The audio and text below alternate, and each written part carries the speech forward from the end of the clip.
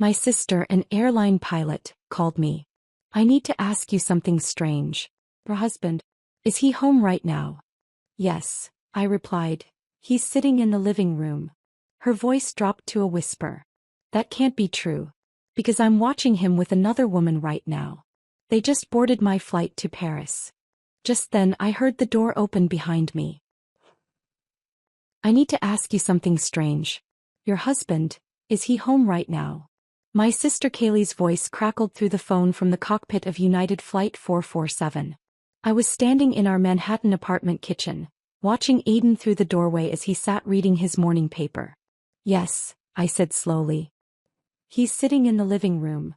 The silence that followed felt wrong. Then Kaylee whispered the words that shattered my entire world. That can't be true. Because I'm watching him with another woman right now. They just boarded my flight to Paris. Behind me I heard footsteps. Aiden walked into the kitchen, coffee mug in hand, smiling at me with the same expression he'd worn every morning for 7 years.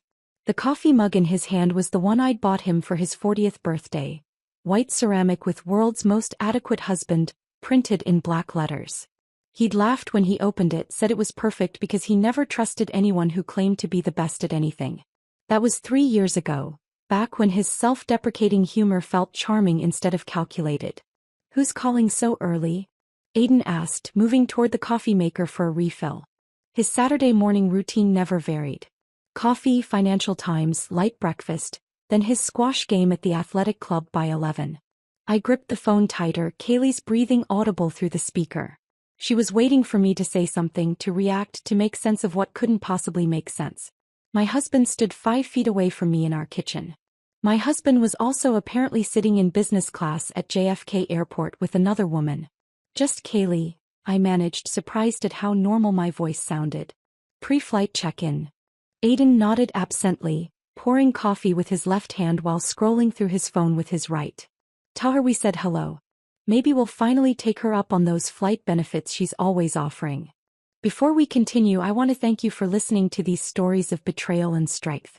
If you believe everyone deserves the truth in their relationships, please consider subscribing. It helps us reach others who might need these stories. Now let's see how this deception unravels. The irony of his words made my stomach twist. I watched him move through our kitchen with the easy familiarity of someone who belonged there. 7 years of marriage had created these patterns. Where we kept the sugar, how he liked his coffee, the way he always stood at the counter rather than sitting at the breakfast bar. Kaylee, I'll call you back, I said quietly.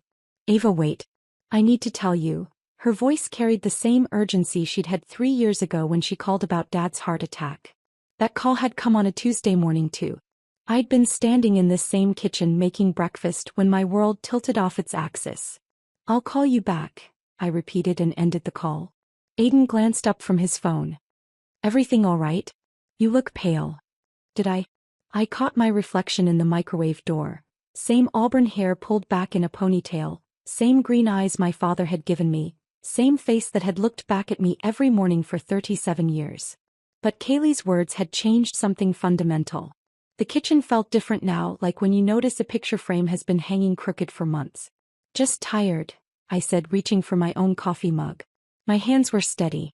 20 years of working as a forensic accountant had taught me to maintain composure when discovering that nothing was what it seemed. COs had sat across from me, lying through their teeth about missing millions, while I nodded and took notes and gathered evidence. You should go back to bed, Aiden suggested, his British accent wrapping around the words with familiar warmth. That accent had charmed me at a mutual friend's dinner party 8 years ago. He'd been explaining the difference between rugby and American football, gesturing wildly with a glass of wine, accidentally spilling it on my dress. His mortification had been endearing. Or had it been? Maybe I will, I said, studying his face. The same angular jaw, the same green eyes with gold flecks, the same small scar above his left eyebrow from a childhood bicycle accident. Every detail exactly as it should be. My phone buzzed.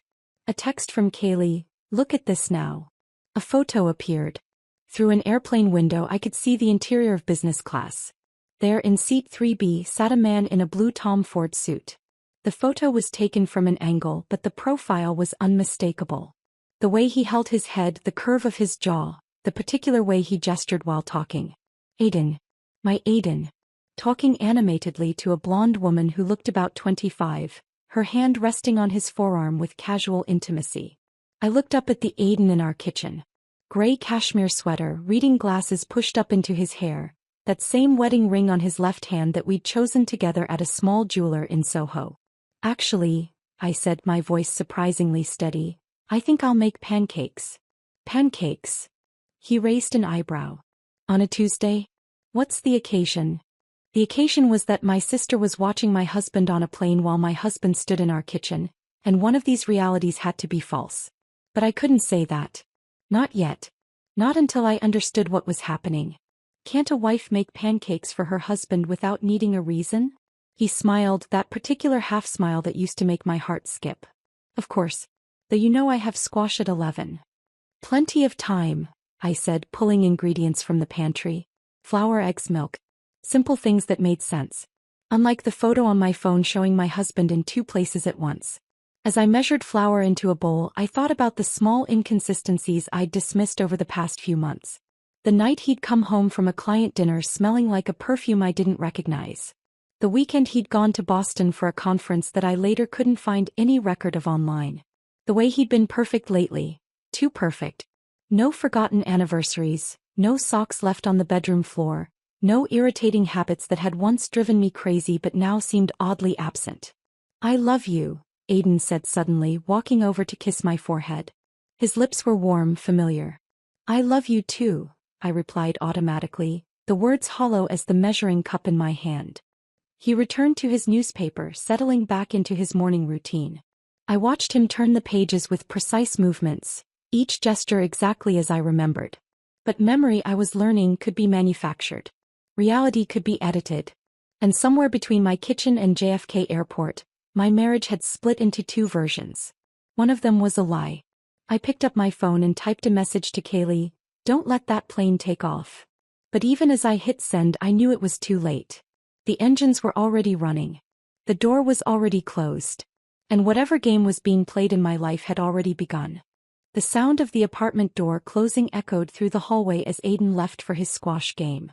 I stood at the window watching him exit our building, his gym bag slung over his shoulder, that confident stride unchanged after all these years. He turned left toward the athletic club just as he did every Tuesday and Saturday. Normal. Predictable. Except nothing felt normal anymore. The moment he disappeared around the corner, I moved with purpose toward his home office.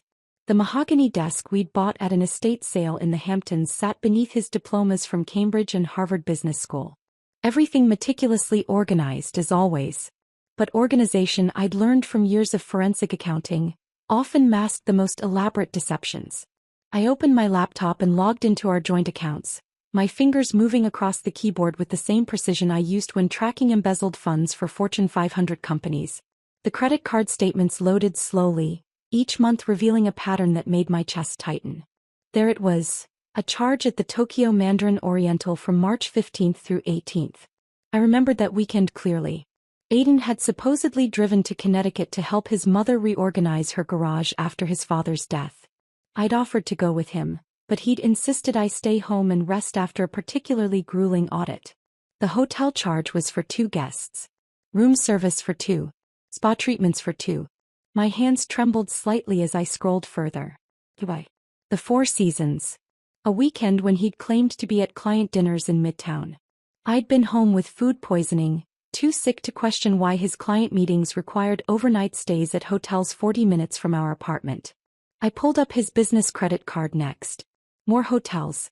More restaurants I'd never heard him mention. Jewelry purchases from Cartier that had never materialized as gifts for me. My methodical brain, trained to spot financial irregularities, cataloged each discrepancy while my heart tried to rationalize them away. Maybe they were client gifts. Maybe the hotels were for visiting executives. Maybe there was an explanation that didn't involve my husband living an entirely separate life. My phone rang. Sophia Chen's name appeared on the screen. "I'm 15 minutes away," she said without preamble. "And Ava, you need to prepare yourself. What I found, it's extensive." Sophia and I had been roommates at NYU, both studying accounting before our paths diverged. Mine toward forensic investigation, hers toward what she cryptically called private intelligence. Her divorce from Richard, the Wall Street trader who'd been sleeping with his 23-year-old assistant, had transformed her from corporate analyst to someone who specialized in what she called marital reconnaissance. While waiting for her, I continued my investigation. Our joint investment accounts showed regular activity, but when I dug deeper, I found withdrawals I didn't recognize. Small amounts at first, 5,000 here, 10,000 there, always just below the threshold that would trigger automatic alerts. The kind of systematic siphoning I'd seen in countless fraud cases, except this time it was happening in my own accounts. The doorbell rang. Sophia stood there in her typical all-black ensemble, tablet clutched against her chest, her expression grim. She'd worn that same look when she'd discovered Richard's affair, when she'd had to tell me about my father's secret gambling debts after his death, when life demanded brutal honesty between friends. "Show me," I said, leading her to the dining room table. She opened her tablet, fingers flying across the screen with practiced efficiency. "The woman your sister saw him with is Madison Vale. 26 years old.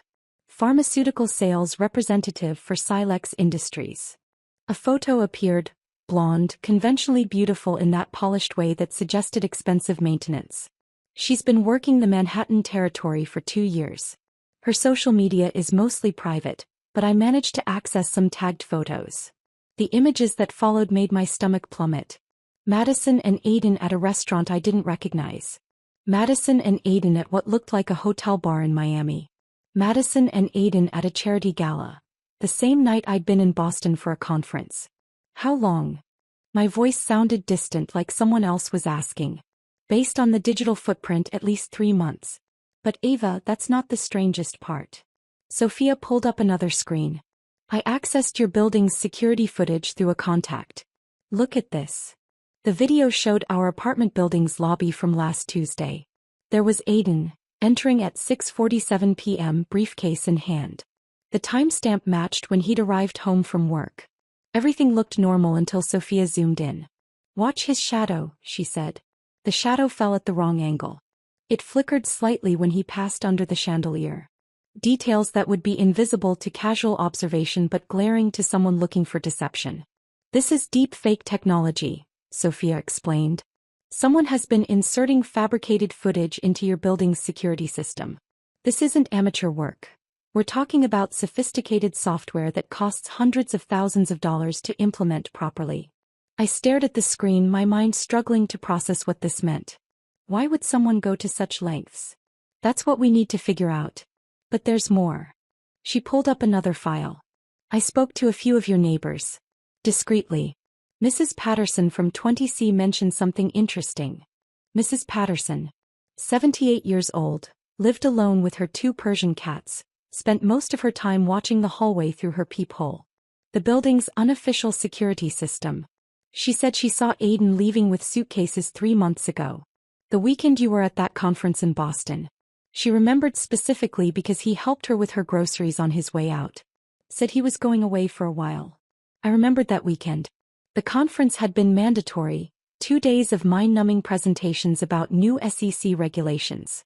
I'd come home Sunday evening to find Aiden cooking dinner, rosemary chicken, my favorite. He'd said he'd spent the weekend organizing his home office and catching up on sleep. The office had looked exactly the same.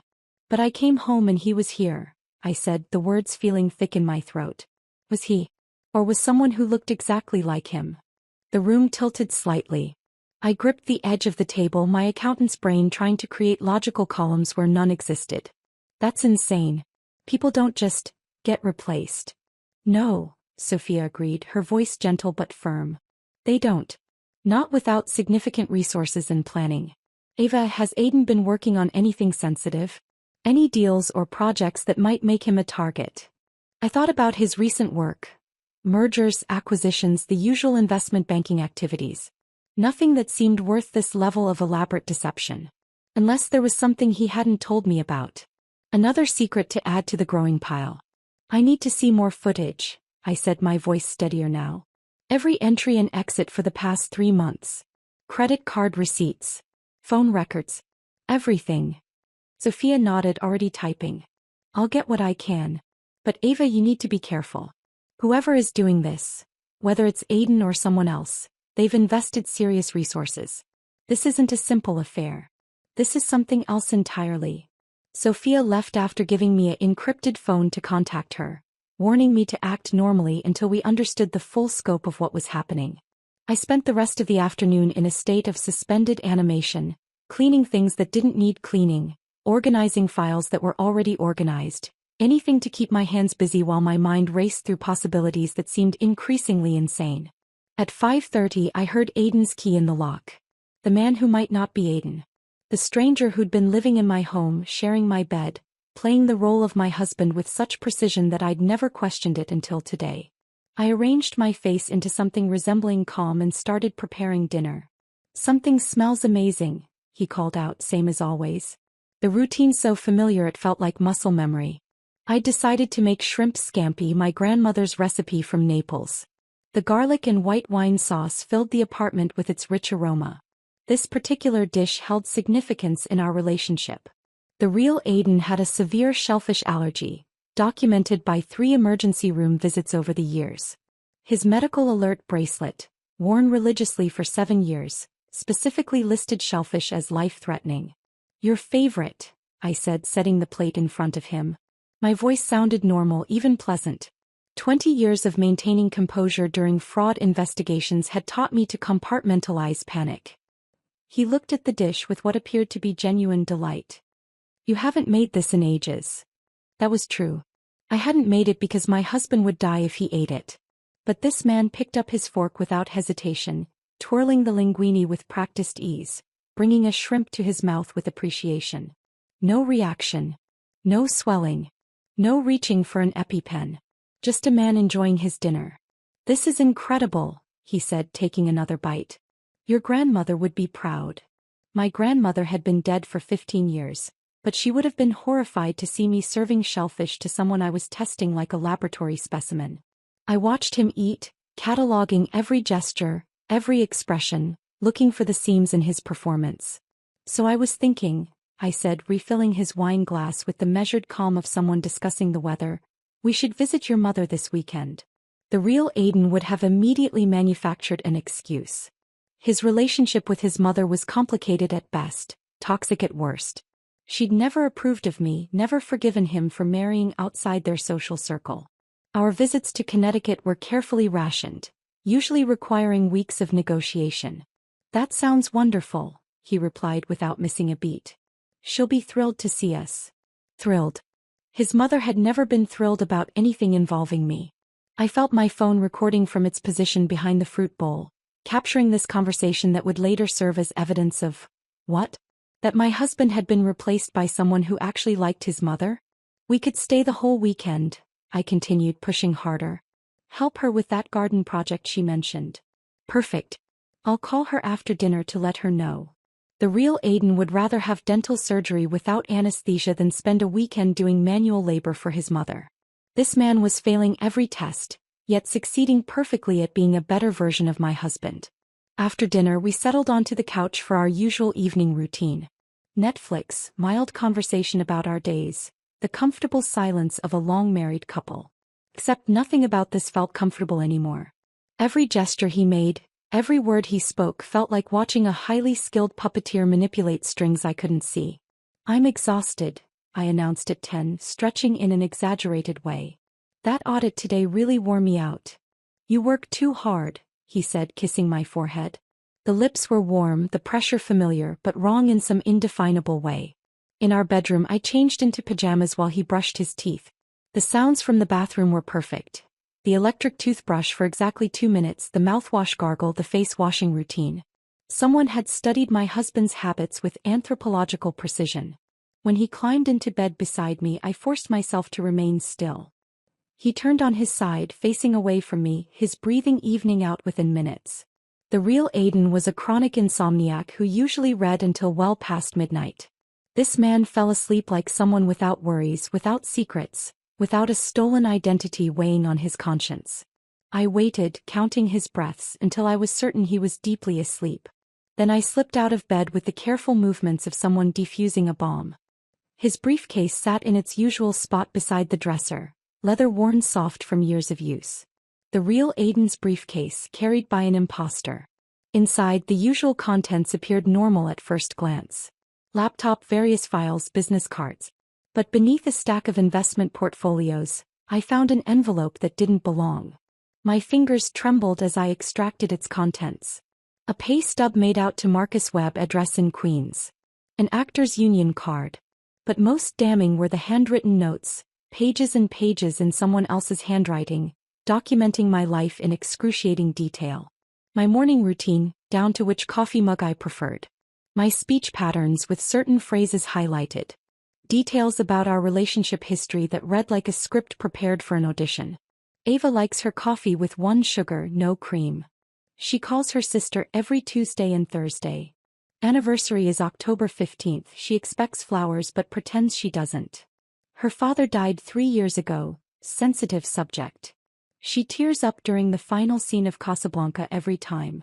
Our entire marriage reduced to bullet points, a character study for someone preparing to play the role of devoted husband. At the bottom of the last page, a note in different handwriting. 3 months maximum. Maintain cover until transfer complete. 3 months. This performance had an expiration date. I slipped the papers back into Marcus's briefcase with trembling fingers, my mind processing the implications of transfer complete. Transfer of what? Our assets? The apartment? My entire life. I photographed each page with the encrypted phone Sophia had given me, then crept back to bed where the stranger wearing my husband's face continued sleeping peacefully. The next morning, Sunday, I watched Marcus perform his morning routine with newfound clarity. Every gesture was studied, every word carefully chosen. When he mentioned needing to go to the gym, I manufactured an urgent client crisis that required immediate attention at my office. He barely looked up from his tablet, waving goodbye with the distraction of someone whose mind was already elsewhere. My office building stood empty on Sunday morning, just security guards and the ghosts of financial crimes. I locked myself in my corner office overlooking Park Avenue and opened my laptop with the determination of someone about to perform surgery on their own life. The forensic accounting software I used to track corporate fraud would now dissect my personal finances. I started with our joint checking account. The past 3 months revealed a pattern so subtle I would have missed it without looking specifically for theft. Transfers of $9,999, just below the federal reporting threshold, moving to accounts I didn't recognize. The receiving banks were in the Caymans, notorious for their privacy laws and resistance to international investigation. Each transfer had been authorized with my husband's credentials, during times when Marcus had been sitting across from me at dinner or sleeping beside me in bed.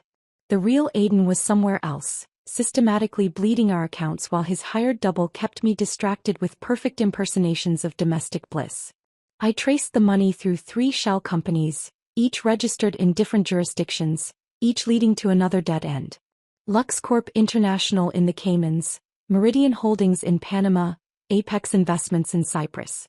Corporate structures designed to launder money and hide assets from people exactly like me.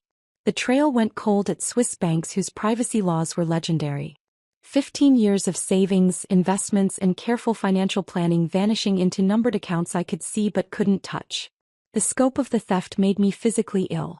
$400,000 from our investment portfolio. $600,000 from the home equity line we'd never used. Another $300,000 from various retirement accounts, all taken as loans that wouldn't trigger immediate alerts. $1.3 million, methodically extracted while I slept next to a stranger who'd memorized my coffee preferences. But the money was just the beginning. When I accessed my professional client database, I found something worse. Login records showed access from IP addresses I didn't recognize, downloads of sensitive financial data from 3 major corporate audits I'd conducted. Information that, in the wrong hands, could facilitate insider trading worth tens of millions. I pulled up Madison Vale's professional profile. Pharmaceutical sales representative seemed like a cover story now. Her LinkedIn showed connections to several hedge fund managers, the kind who operated in legal gray areas and weren't particular about where their information originated. Her travel history on social media aligned perfectly with suspicious trades in pharmaceutical stocks that had occurred just before major FDA announcements. They weren't just stealing from me. They were using my reputation, my access, my client relationships to commit federal crimes. Every unauthorized login, every stolen file, Every suspicious trade would trace back to my credentials. If discovered, I wouldn't just lose money. I'd lose my license, my career, potentially my freedom. I needed help beyond what Sophia could provide. Grace Morrison answered on the third ring, her voice rough with sleep. We'd been friends since she was an ambitious prosecutor and I was testifying as an expert witness in fraud cases. Her divorce from a judge who'd been taking bribes had ended her career at the DA's office but sharpened her understanding of how the system failed women who discovered their husbands were criminals. Ava? It's 7 a.m. on Sunday. I need your help. Can you meet me at my office? Something in my voice must have conveyed the urgency. 20 minutes, she said and hung up. Grace arrived looking like she'd thrown on the first clothes she could find, her prosecutorial instincts still sharp despite 3 years in private practice. I showed her everything: the financial transfers, the stolen client data, the photographs of Marcus's briefcase contents. She studied the evidence with the focused intensity that had once made defense attorneys nervous. This is sophisticated, she finally said. Professional-level identity theft combined with financial fraud and corporate espionage. But here's your problem. Everything is technically authorized. Your husband's credentials were used. His biometrics, his passwords. Without proving he wasn't actually present for these transactions, you're looking at a he said, she said situation. But I have proof that Marcus Webb has been impersonating him. An actor who could claim he was hired for a legitimate reason. Maybe Aiden wanted to surprise you. Maybe it was research for something. Without Aiden here to contradict that story, and with him presumably ready to deny everything from wherever he's hiding, the authorities won't act fast enough. By the time they investigate, the money will be gone and the evidence will disappear. My phone buzzed. Not my regular phone but the encrypted one Sophia had given me.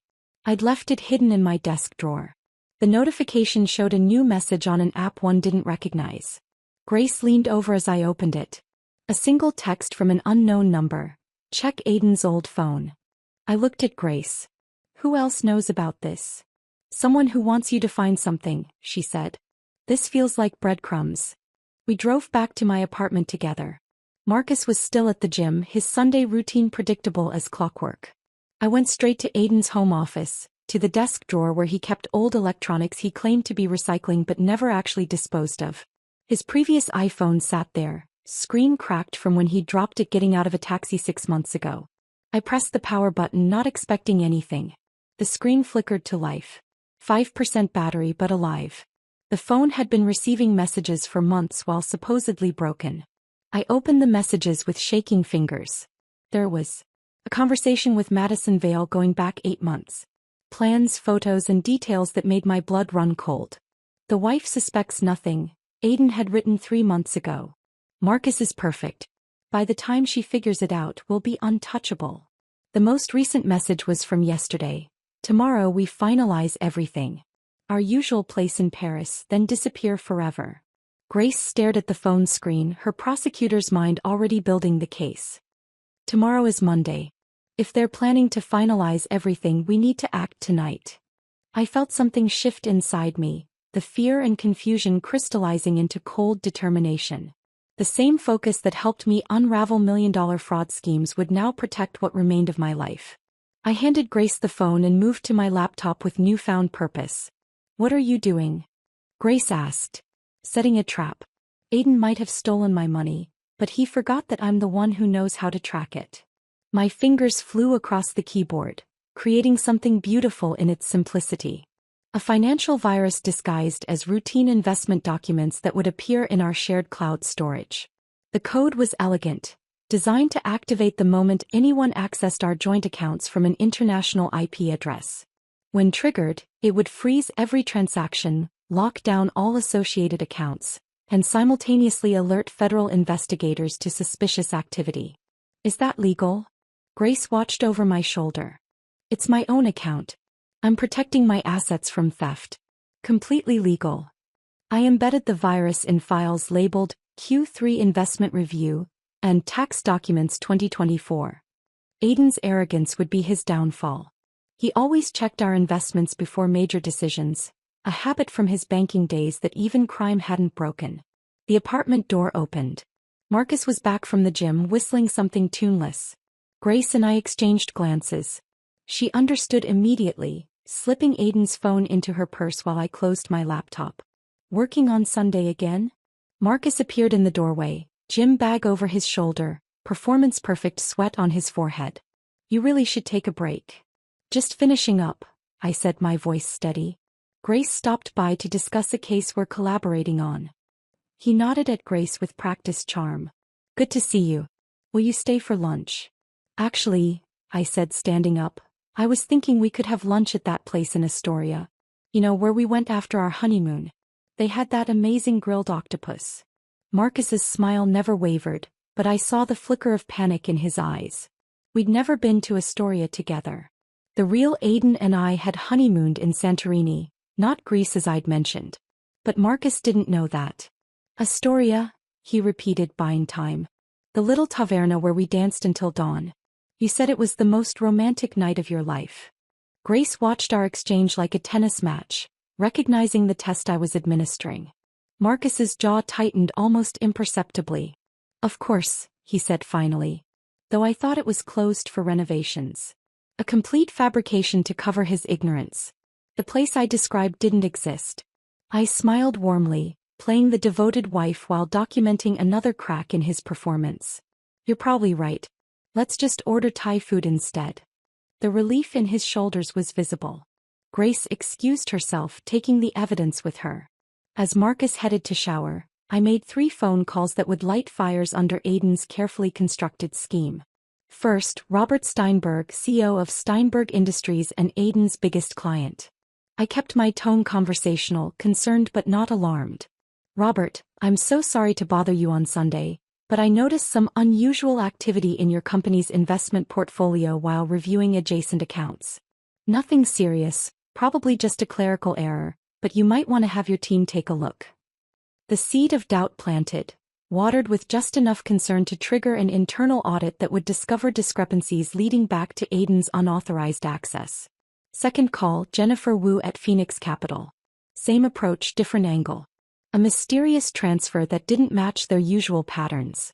So strange, probably nothing but worth checking. Third, David Martinez at Meridian Financial. By Monday morning, 3 major firms would be discovering security breaches that all traced back to credentials associated with Aiden Mercer. My phone rang as I ended the 3rd call. The caller ID showed my mother's assisted living facility in New Jersey. My chest tightened. Sunday afternoon calls usually meant medical emergencies. Mrs. Chin. The voice belonged to Nancy, the facility director. Your mother is fine, but she's quite agitated. She insists someone is lying about your husband visiting her. I'll be right there. The drive to New Jersey took 90 minutes, Marcus believing I was handling a crisis with my mother's medication. The facility sat nestled among trees that were just beginning to turn gold, a peaceful setting for lives in their final chapters. My mother's room overlooked the garden, photos covering every surface, her memories made tangible. Ava. She grabbed my hands the moment I walked in, her grip stronger than her 82 years should allow. That woman is lying. I told her Aiden was here last month, but she says there's no record. Nancy stood in the corner looking apologetic. The visitor log shows no entry, but Mrs. Chin is adamant.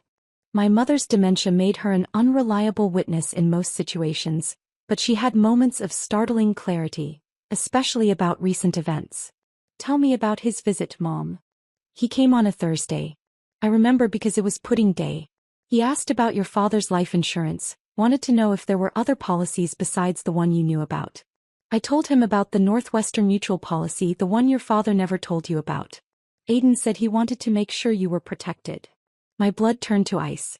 There had been another policy, one I discovered only after Dad's death. $500,000 that had gone to pay for Mom's care. Few people knew about it. Did he ask about anything else? The safety deposit box. He wanted to know which bank, what was in it. I told him about your father's coin collection, the one he thought would be valuable someday. I kissed her forehead, promising to come back soon, and stepped into the hallway with Nancy. Check your security footage from last month. Every Thursday. Nancy pulled up the files on her tablet. We scrolled through weeks of footage, residents coming and going, families visiting, staff changes. Then there he was. August 15th, 2:47 p.m. Aiden walking through the front door, signing the visitor log, spending 43 minutes with my mother. But the log. Nancy pulled up the physical sign-in sheet, photographed and archived. Aiden's name wasn't there. The page showed a gap as if that line had been skipped entirely. He signed it, Nancy said, bewildered. I watched him sign it. Someone had digitally altered the archived image, removing his signature with surgical precision. But they hadn't thought to check the security footage. Aiden had been planning this for months, gathering information about every asset, every policy, every possible source of money. He'd even targeted my mother, mining her confused memories for financial details. I drove back from New Jersey with Nancy's security footage saved on my phone, another piece of evidence in the growing mountain of Aiden's deception.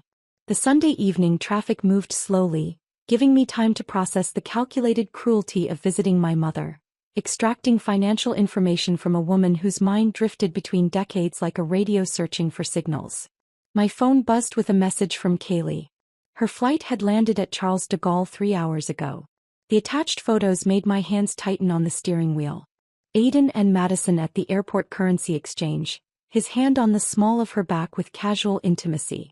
Another photo showed them getting into a taxi, Madison's head tilted toward his shoulder, both of them laughing at something on his phone. The timestamp showed 4:47 p.m. Paris time. The next photo stopped my breathing for a moment. They stood at the reception desk of the Hotel Lancaster on the Champs-Élysées, a place where rooms started at €800 per night. Madison wore a diamond bracelet I recognized, the one Aiden had supposedly bought for his mother's 70th birthday 6 months ago. The body language between them spoke of practiced comfort, the kind that develops over years, not months. The way she adjusted his collar, the way he guided her through the lobby with proprietary confidence. This wasn't a recent affair. This was a relationship that might have predated our entire marriage. I pulled into our building's garage at 8:30 to find Marcus pacing near the elevator, his phone pressed to his ear. When he saw me, his face rearranged itself into concern, but not fast enough to hide the flash of anxiety underneath. "There you are," he said, ending his call abruptly. "I was getting worried. How's your mother?" "She's fine. Just confused about some old financial documents." I watched him process this, saw the slight relaxation in his shoulders when I didn't elaborate. Back in our apartment, I made a decision that would either expose everything or destroy my chance at justice. Sitting across from Marcus at our dining table, I pulled out my phone with deliberate casualness. "I've been thinking," I said, scrolling through my calendar. "Our anniversary is coming up next month. 8 years since that dinner party where we met." Marcus nodded, his actor's training keeping his expression neutral despite the fact that Aiden and I had been married for 7 years, not 8. Another test failed. "I want to do something special. A surprise party. Tuesday morning before the markets open. Invite all your colleagues from the firm, your biggest clients. Show them the apartment, serve champagne and those little pastries from that French place you love." His eyes flickered with confusion. "Tuesday morning? That's unusual timing for a party. You always said the best deals happen before breakfast. Besides, it would be memorable. Different." I pulled up my contacts, letting enthusiasm color my voice. "I'll handle everything. You just need to send the invites tonight. Make it sound exclusive, urgent. Tell them it's important they attend." Marcus hesitated, clearly trying to figure out if this was part of his script or something unexpected. But refusing would break character, and maintaining his cover was paramount. "If that's what you want," he said finally. "Perfect. Send them now while I make dinner. I want to see their responses." I watched him compose the message on his phone, his fingers moving reluctantly across the screen. Investment banking colleagues, major clients, people whose presence would be impossible to explain away when federal agents arrived. Within minutes, responses started coming in. Confusion mixed with agreement. "When Aiden Mercer requested your presence, you showed up." While preparing our last dinner together, I felt an unexpected wave of sympathy for Marcus Webb. He was a failed actor from Queens who'd thought he was getting a break, playing a role for what he probably assumed was a reality show or an elaborate prank. Instead, he'd become an accessory to federal crimes, trapped in a performance where the stakes were prison sentences, not bad reviews. I made salmon with asparagus, simple and quick. Marcus sat at the kitchen island, maintaining the illusion of domestic normalcy while both of us knew something had fundamentally shifted. The script he'd memorized no longer matched the scene being played. Wine, I offered, holding up a bottle of the Malbec we usually shared on Sunday nights. He shook his head quickly. I'm not feeling well. Think I might be coming down with something. The first time in 3 months he'd refused alcohol. His instincts were screaming warnings, even if his conscious mind hadn't fully processed the danger. I poured myself a glass, needing the liquid courage for what was coming. Marcus, I said quietly, and his whole body went rigid. I never called Aiden by the wrong name. I know who you are. The silence stretched between us like a tightrope. His face cycled through emotions: surprise, fear, calculation, and finally resignation. When he spoke, the British accent was gone, replaced by pure Brooklyn. How long have you known? Since Tuesday morning. When my sister saw the real Aiden boarding a plane while you sat in our living room. He put his head in his hands, the gesture so genuinely human that my anger flickered. I didn't know. About the crimes, I mean. He said you were separated, that he needed someone to house sit, keep up appearances for business reasons. Paid me $20,000 in cash to pretend to be him for 3 months. I thought it was weird but legal. Did you really believe that? I wanted to. His voice cracked slightly. I've been auditioning for 15 years. Waiting tables, driving delivery trucks, watching younger actors get the parts one wanted. Then this guy shows up, offers me more money than I've ever seen to play a role. I didn't ask questions because I couldn't afford to. My phone buzzed with a text from Grace. FBI moving tomorrow morning. Everything is in place. I looked at Marcus, this stranger who'd slept in my bed, eaten at my table, participated in a deception that had destroyed my life. But sitting across from him now, seeing the defeat in his shoulders, I recognized another victim of Aiden's manipulation. Tomorrow morning, federal agents are going to arrive. The people you invited will be here to witness it. You can either be arrested as a co-conspirator or cooperate as a witness. Witness, he said immediately. God witness. I have documents, recordings. He made me keep everything in case you got suspicious. Said it was insurance. Marcus spent the night on our couch after showing me a storage unit key where he'd kept everything. Contracts, recordings of phone calls with Aiden, detailed instructions for maintaining the deception. We barely slept, both of us waiting for the dawn that would end this elaborate performance. At 5:47 a.m. my phone rang. They got them, Kaylee said, her voice carrying exhaustion and satisfaction in equal measure. French police arrested them at Charles de Gaulle. They were trying to board a connecting flight to Switzerland. I put her on speaker so Marcus could hear. He sat up on the couch, the blanket I'd given him pulled around his waist, looking like a man about to hear his own verdict. The arrest was dramatic, Kaylee continued. They were in the premium lounge when police arrived. Madison started crying, claiming she didn't know anything about any crimes. But Aiden, his composure finally cracked. He tried to run. They tackled him right there in front of everyone.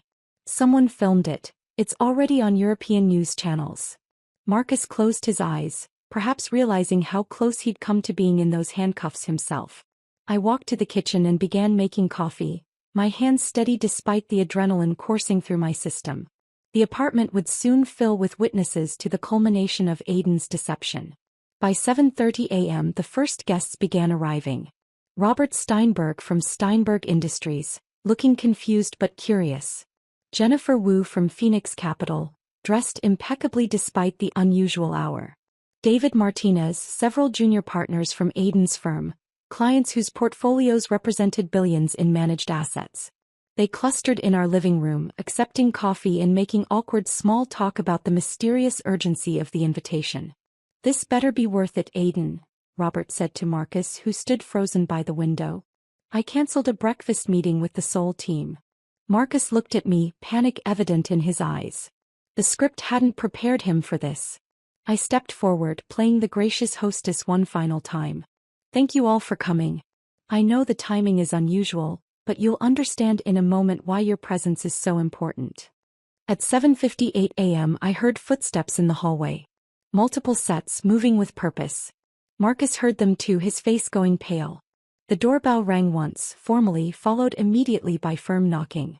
Federal agents. We have a warrant. The room erupted in confused murmurs as I opened the door. 6 FBI agents entered, their presence immediately transforming our apartment from social gathering to crime scene. The lead agent, a woman with steel gray hair and eyes that missed nothing, held up her credentials. Agent Sarah Brennan, FBI Financial Crimes Division. We're looking for Aiden Mercer.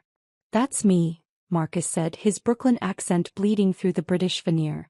Except it's not. I mean, he looked at Agent Brennan with desperate relief. I want to cooperate. I have evidence. I was hired to impersonate him. The room fell silent except for someone's coffee cup hitting a saucer too hard. Robert Steinberg's mouth opened and closed like a fish gasping for air. Jennifer Wu pulled out her phone, probably calculating her firm's exposure to whatever was unfolding. Mr. Webb, Agent Brennan said, clearly already knowing his real name, you're under arrest for conspiracy to commit fraud, identity theft, and money laundering. As they cuffed Marcus, he looked at me with something like gratitude. The storage unit on Queens Boulevard, he said quickly. Unit 447. Everything's there. While agents read Marcus his rights, my laptop chimed with a notification I'd been expecting. The financial virus had activated. On my screen, I watched in real time as accounts across the Caymans, Switzerland, and Cyprus froze simultaneously. $47 million in stolen funds, locked in digital amber.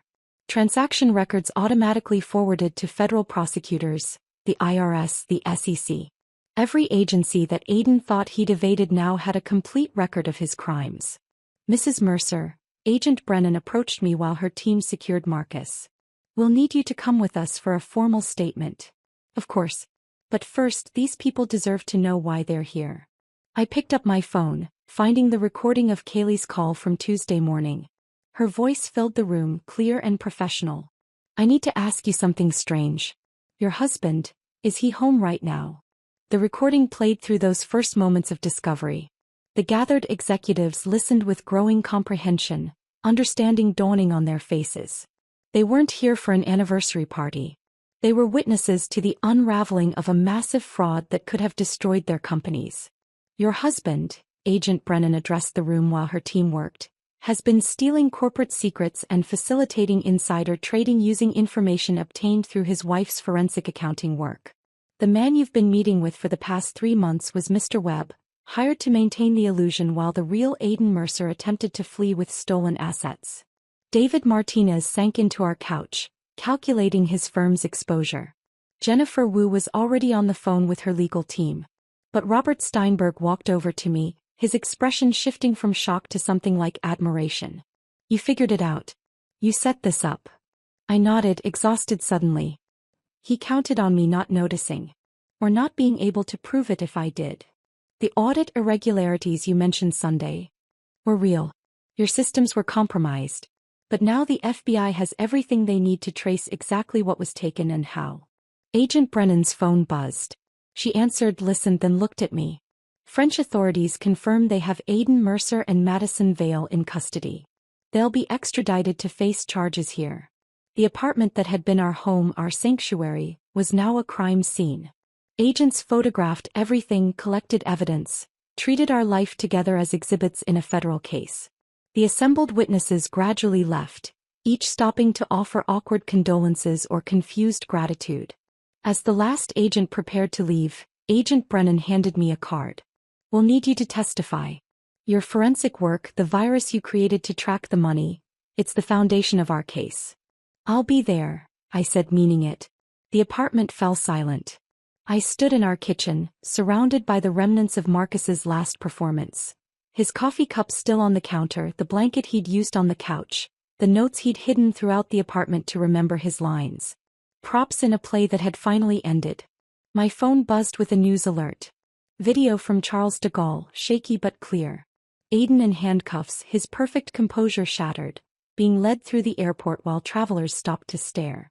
Madison beside him, designer makeup streaked with tears, her Parisian dream ending in French police custody. I watched the video one more time before closing my laptop.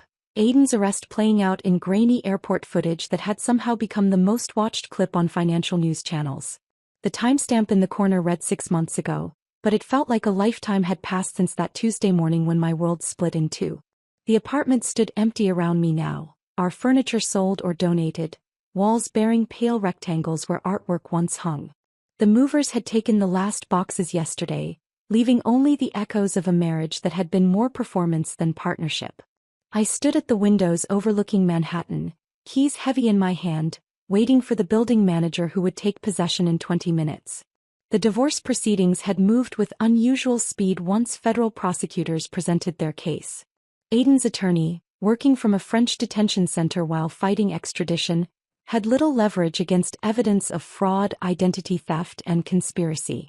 The judge, a woman who'd seen enough financial crimes to recognize predatory behavior, had been particularly unsympathetic to a husband who'd hired an actor to replace himself while liquidating marital assets. The settlement left me with more than I'd expected. The apartment sale proceeds recovered funds from the frozen accounts, and damages that Aiden's insurance company paid rather than face a public trial. Money couldn't buy back 3 months of sleeping next to a stranger or 7 years with a man capable of such deception, but it could buy freedom to rebuild. My phone rang, showing a client appointment reminder. The irony wasn't lost on me that my trauma had become my specialty. The office space I'd leased in the Flatiron district bore a simple brass nameplate: Chin Forensic Consulting, specialist in marital asset protection and identity verification. What started as word-of-mouth referrals had grown into a waiting list of women who suspected their realities had been edited. Just last week, I'd helped a surgeon from the Upper East Side discover her husband of 15 years had been using deepfake technology to appear at medical conferences while actually running a separate practice in Miami. The week before, a Broadway producer learned her spouse had hired 3 different lookalikes to maintain alibis across multiple cities. Each case felt like excavating layers of deception with the same tools that had saved my own life. The building manager arrived, accepting the keys with professional detachment. As I rode the elevator down for the last time, my phone buzzed with a text from Kaylee. "Giovanni's at 7? My treat." Giovanni's hadn't changed in 40 years. Still serving the same red sauce recipes our grandmother had declared the only acceptable Italian food outside of Naples. The vinyl booths remained patched with duct tape, the checkered tablecloths bore decades of wine stains, and the owner's son still couldn't pronounce bruschetta correctly despite being third-generation Italian-American. Kaylee waited at our usual corner booth, a bottle of Chianti already open. She stood when she saw me, pulling me into a hug that lasted longer than necessary. We'd grown closer through this ordeal, the shared trauma creating a bond that went beyond sisterhood. "You did it," she said, pouring wine into glasses that looked like they'd survived both world wars. "The apartment's really gone?" "Handed over the keys 20 minutes ago." I took a sip, the cheap wine tasting like childhood Sunday dinners. "Feels strange. 7 years erased in an afternoon." "Not erased. Transformed." Kaylee raised her glass. "To the woman who figured out her husband was in 2 places at once and brought down an international fraud ring. To the pilot who made the phone call that saved my life," I countered. We drank, the ritual of it more important than the wine. Kaylee had carried guilt about that morning for months, convinced she'd destroyed my marriage with one phone call. I'd tried explaining that she'd revealed the destruction, not caused it, but survivor's guilt doesn't respond well to logic. "I have something for you," she said, pulling an envelope from her purse. "It arrived at my building yesterday, addressed to you, care of me." The return address showed Dayton, Ohio. Marcus Webb's handwriting, careful and precise. I opened it slowly, not sure I wanted to hear from the man who'd lived my life for 3 months. "Dear Ava," the letter began, "I wanted to reach out now that the legal proceedings are finished.